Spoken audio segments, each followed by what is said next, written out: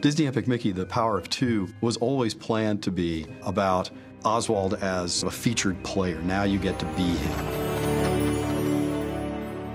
Oswald is the quintessential forgotten Disney character. He was a major superstar in his time, and I think using him in Wasteland to be the driving force of what's going on there is the perfect choice.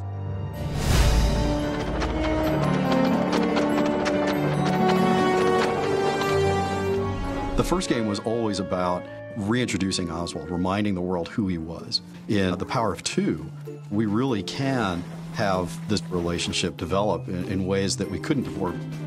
Walt Disney and Iwerks created Oswald the Lucky Rabbit in response to a request from Charles Mintz, who was their distributor. They wanted a new character and created a cartoon called Trolley Troubles. It came out in 1927 and was an instant hit pretty much with the public.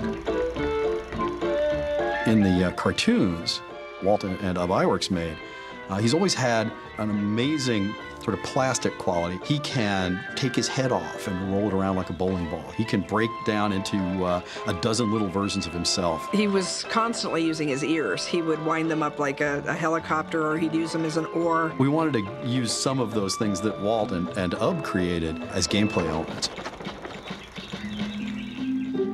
When Walt went back to New York to renegotiate the next year's series of cartoons, Charles Mintz told him at the time, not only am I not going to give you more money for these cartoons, but I actually own the character through your contract, and I've hired away most of your animators, and so you're going to have to do things the way I want you to.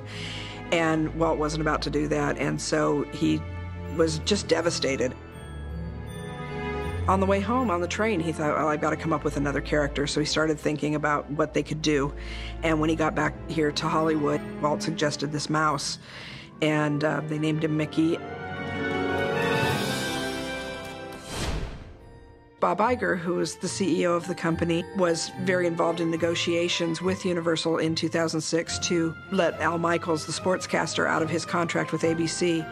During those negotiations, Bob suddenly piped up with an idea as part of the negotiations to bring Oswald back, trading Al Michaels for a cartoon character. I think even Al Michaels was surprised by that.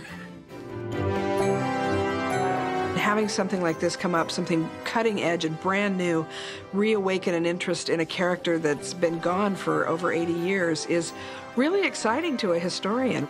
But the fact that he's taking that next step is huge for me. I love that little guy to death, and I want to see him as big and as famous as Mickey. So this is his next step towards having his own star on the Hollywood Walk of Fame, you know?